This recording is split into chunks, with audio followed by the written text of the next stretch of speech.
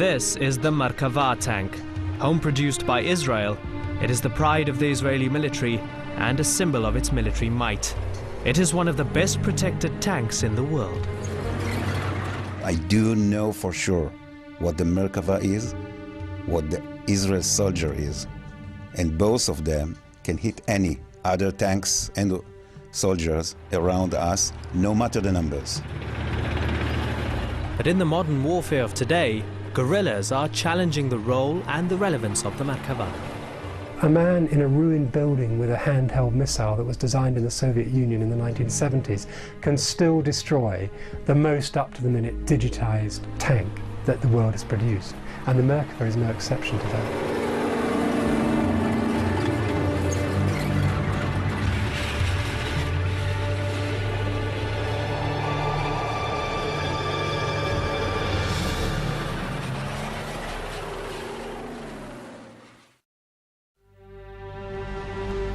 On July 12, 2006, Hezbollah guerrillas in southern Lebanon moved across this border into Israel.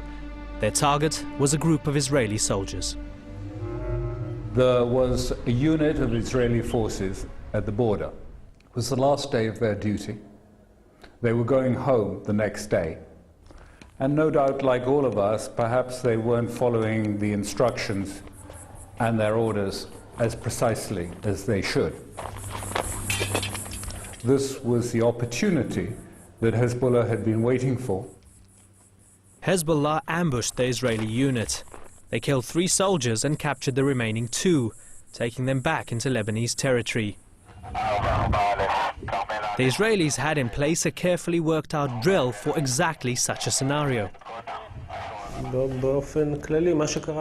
Codename Hannibal was put into action.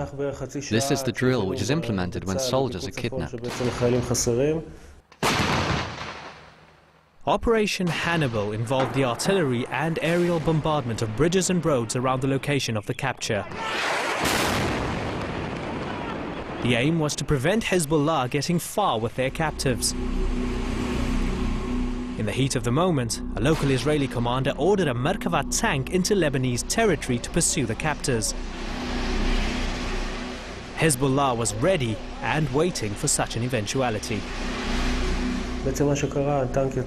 After just a few meters of entering Lebanese territory, the tank ran over a landmine. It exploded, killing all 4 soldiers. The tank and its crew had fallen into a well-laid Hezbollah trap. What happened was a reckless decision by the commander in the field to send a Merkava to try to stop the hijacker. A squad was sent to rescue the Merkava's crew. It was met by a Hezbollah ambush. There were more casualties. So early that day, in addition to the 2 who'd been kidnapped, Israel lost 8 soldiers. This is not an easy thing for Israel.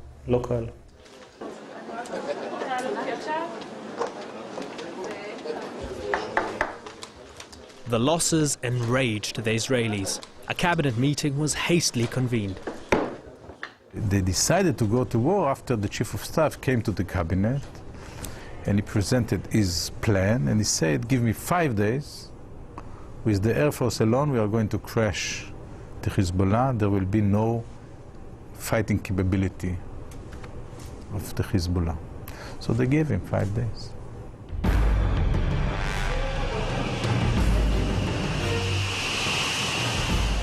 "5 days proved to be an overconfident estimation of Israel's ability to crush Hezbollah.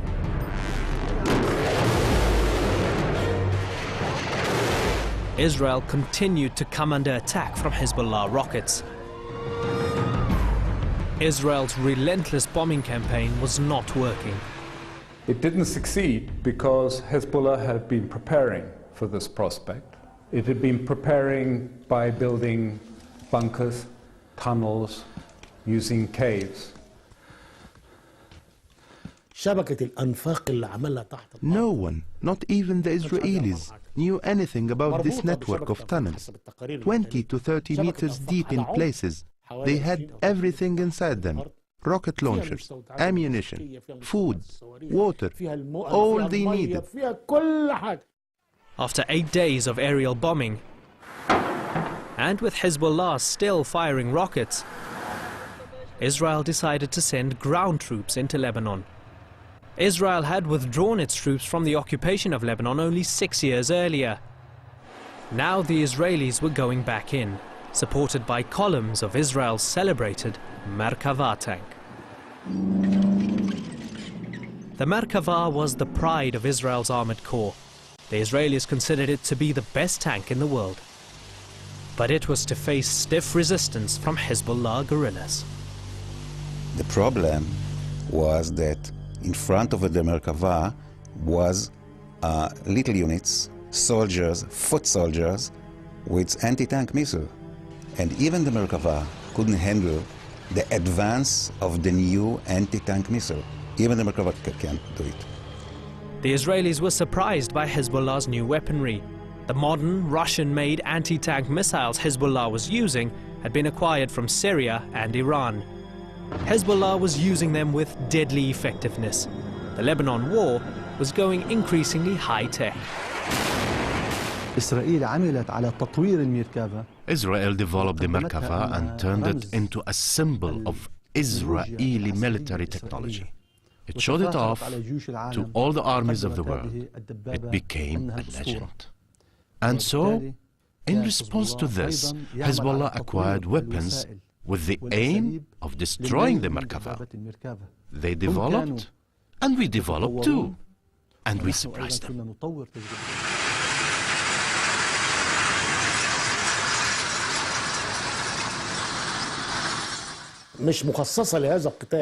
Hezbollah fighters were waiting in tunnels and bunkers. To the surprise of the Israelis, they kept emerging like ghosts to strike the tanks entering Lebanese villages.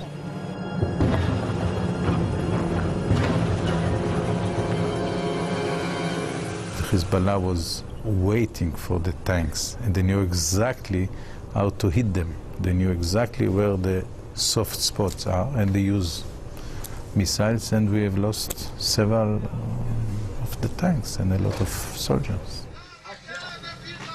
Such losses were of great concern to the Israelis. Merkava tank was a powerful symbol of Israel's military superiority. Yet well-armed and well-trained Hezbollah guerrillas were firing at the tanks from very close range and scoring direct hits. It seemed as if the ghosts of a past war were coming back to haunt the Israelis. The Israelis were facing another war, a war like that of '73. Its opponents had determination and modern weapons, and so the Merkava was in a situation against Hezbollah fighters similar to that of Israeli tanks against Egyptian infantry in '73. The 1973 Arab-Israeli War was known by the Arabs as the October War and by the Israelis as the Yom Kippur War. It had been a painful lesson for Israel, and in particular the Israeli tank corps.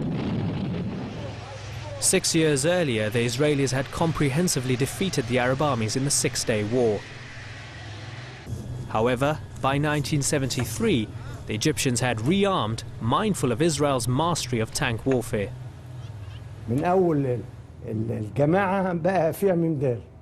The Soviet Union supplied us with large numbers of anti-tank guided missiles.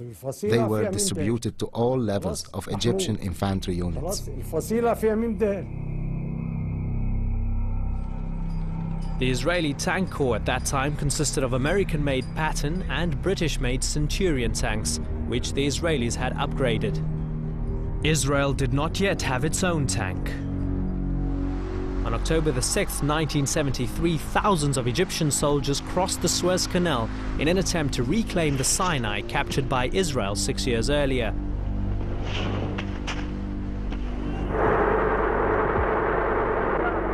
The Israelis sent in their tanks to repel the attack.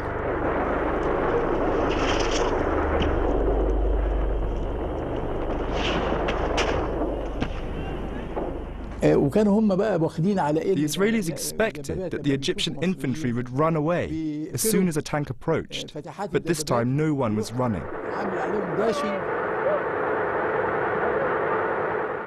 The Israelis attacked in their usual tactics, and they were met by an incredible barrage of handheld anti-tank wire-guided missiles. This was the first time in history the anti-tank guided missiles had been used in war. They lost many tanks, and this was a shock to them. We learned later that most of the Egyptians who came over, those kids, were carrying an anti-tank missile.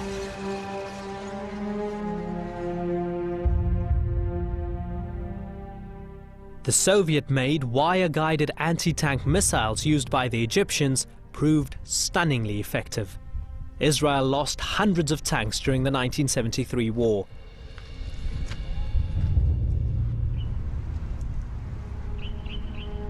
This cemetery in Tel Aviv holds the graves of many of those tank crewmen killed in that war.